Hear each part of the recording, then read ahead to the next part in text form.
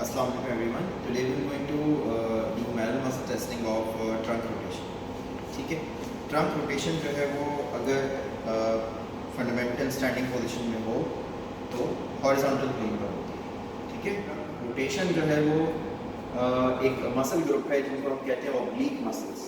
ठीक है, दो ऑब्लिक मसल्स होती हैं, एक होती है इंटरनल ऑब्लिक और दूसरी होती है एक्सटर्नल ऑब्लिक। ठीक है, ये दोनों मसल्स जो हैं ये रेक्टस एब्डोमिनस जो कि बीच में एक सीधी मसल है जो कि ट्रंक में फ्लेक्शन करवाती है, इसके किनारों पर होती है। ठीक है, अगर लेयर वाइज देखें तो सबसे जो डीप रिसाइडिंग मसल है वो है इंटरनल ऑब्लिक, उसके बाद उसके ऊपर की लेयर में एक्सटर्नल ऑब्लिक आती है और फाइनली जो टॉप मोस्ट लेयर है उसमें रेक्टस एब्डोमिनस होती है।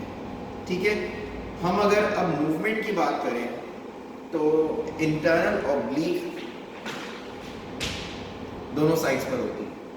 अगर एक इंटरनल ऑब्लिक जो है वो कॉन्ट्रैक्ट होगी तो रोटेशन जो है वो उसी सेम साइड पे हो जाएगी। ठीक है, फॉर एग्जांपल अगर लेफ्ट की इंटरनल ऑब्लिक कॉन्ट्रैक्ट हुई तो रोटेशन लेफ्ट साइड की होगी, अगर राइट की इंटरनल ऑब्लिक कॉन्ट्रैक्ट हुई तो फिर रोटेशन राइट साइड पे हो जाएगी। ठीक है, लेकिन इसके बाद अगर हम एक्सटर्नल ऑब्लिक की बात करें तो एक्सटर्नल ऑब्लिक का जो एंगल ऑफ पुल है वो डिफरेंट है। ठीक है, कैसे? इफ़ यू रिमेंबर हमने स्टेनोक्लीडोमेस्टॉइड पढ़ा था। स्टेनोक्लीडोमेस्टॉइड का जो एंगल ऑफ पुल है वो डायगोनल है। डायगोनल से मुराद ये कि जो ओरिजिन है वो लेटरल साइड पर है, लेटरल है, और इंसर्शन जो है वो मीडियल है। तो इससे ये होता है कि लेटरल से मीडियल आने वाली कोई भी मसल होगी जब वो कॉन्ट्रैक्ट होगी तो रोटेशन क्रिएट करती है। रोटेशन के इसी तरह जब हम एक्सटर्नल ऑब्लिक की बात करें तो एक्सटर्नल ऑब्लिक का भी इसी तरीके से पाथवे है। कैसे? एक्सटर्नल ऑब्लिक इनिशियली ऊपर की साइड पे लेटरली होती है। ठीक है, this is origin of external oblique. ठीक है, और इंसर्शन पॉइंट जो है वो मीडियल साइड पर होगा। तो इस तरीके से जो है वो एक्सटर्नल ऑब्लिक जो है वो इसका यहाँ पर पाथवे है। तो it is a diagonal muscle. Diagonal muscle है तो क्या होगा कि जब ये कॉन्ट्रैक्ट होगी what will happen, it will try to rotate the trunk to the opposite side। यानी अगर राइट वाली एक्सटर्नल ऑब्लिक है तो रोटेशन जब कॉन्ट्रैक्ट होगी तो रोटेशन लेफ्ट साइड पर हो जाएगी। ठीक है, अगर लेफ्ट वाली एक्सटर्नल ऑब्लिक है तो रोटेशन जब कॉन्ट्रैक्ट होगी तो रोटेशन राइट साइड पे हो जाएगी। ठीक है, so this is how the movement happens when it comes to external oblique. ठीक है, तो ये याद रखिएगा। Okay, now coming towards manual muscle testing, हम पेशेंट को जो है वो बिल्कुल उसी पोजीशन में लिटाएंगे जिस पोजीशन में हम ट्रंक फ्लेक्शन करते हैं। ठीक है, आपने क्या करना है कि सीधा लेट जाइए। थेरेपिस्ट की पोजीशन जो होगी वो वेस्ट लेवल पर होगी। ठीक है, और हम पेशेंट को बोलेंगे कि अपने हाथों को अपने हेड के बैक साइड पे रखें, और अगर हम रोटेशन उस साइड की करवा रहे हैं तो करेंगे किस तरह? ट्रंक फ्लेक्शन में क्या होता है कि पेशेंट जो है वो सीधा उठ के बैठता है। ठीक है, इसमें क्या होगी, थोड़ा सा हम रोटेशन का कॉम्पोनेंट भी दे देंगे।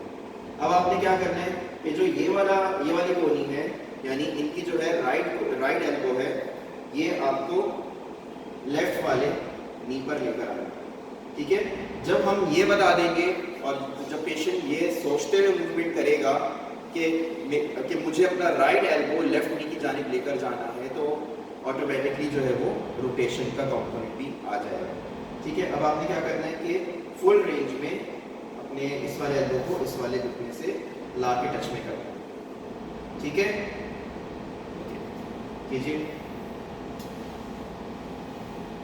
ठीक है, एक साइड की हमने मेजर कर ली, अब आप दूसरी साइड पर मूवमेंट कीजिए।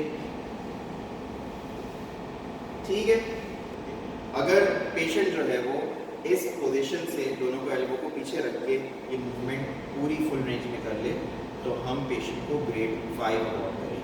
ठीक है, फॉर ग्रेड 4 हम पेशेंट से बोलेंगे कि अपने दोनों हाथों को इस तरह क्रॉस में रखो। ठीक है, और मूवमेंट आपको वही करनी कीजिए।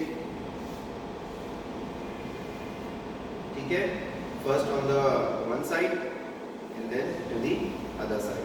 ठीक है, रेंज पेशेंट ने पूरी कवर की इस पोजीशन से, तो हम पेशेंट को ग्रेड 4 अवॉर्ड करेंगे। नाउ फॉर ग्रेड 3, हम ग्रेड 3 में पेशेंट से बोलते हैं कि अपने दोनों हाथों को सामने रख के इस तरह आउटस्ट्रेच्ड हैंड पोजीशन होती है ये, इस पोजीशन से आपको वही मूवमेंट कंटिन्यू करना कीजिए,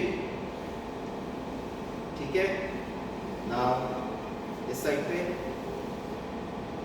सो अगर रेंज पूरी कवर हो जाए इस पोजीशन से तो हम पेशेंट को ग्रेड 3 देंगे, ठीक है। अच्छा, ग्रेड 3 और ग्रेड 2 का क्राइटेरिया ये है कि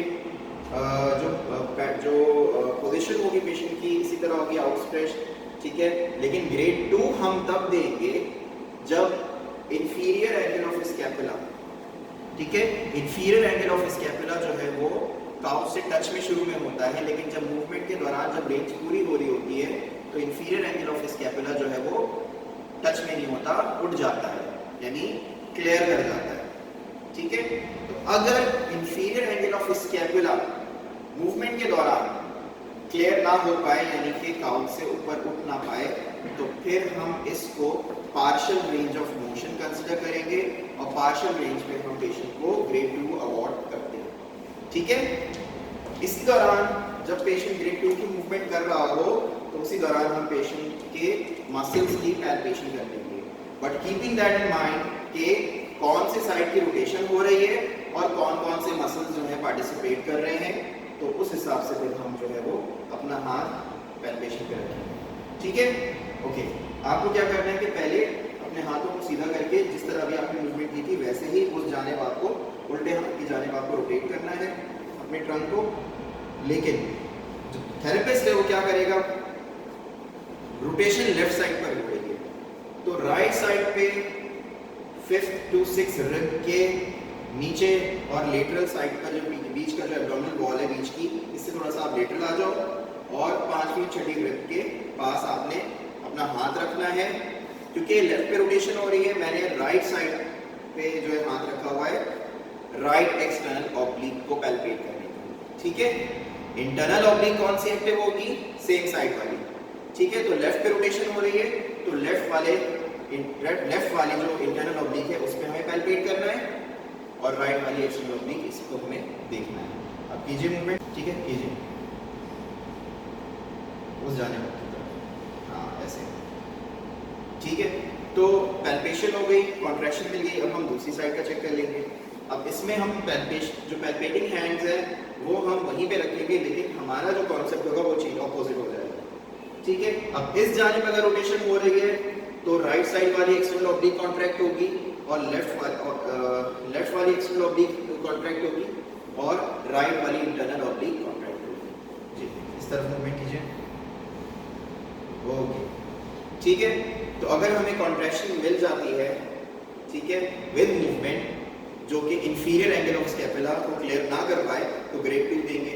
अगर हमें मूवमेंट नहीं मिलती, सिर्फ कॉन्ट्रैक्शन मिलती है तो ग्रेड 1 देंगे, और अगर हमें कॉन्ट्रैक्शन भी नहीं मिलती है तो हम ग्रेड 0 देंगे। सो this is it for trunk rotation. Thank you.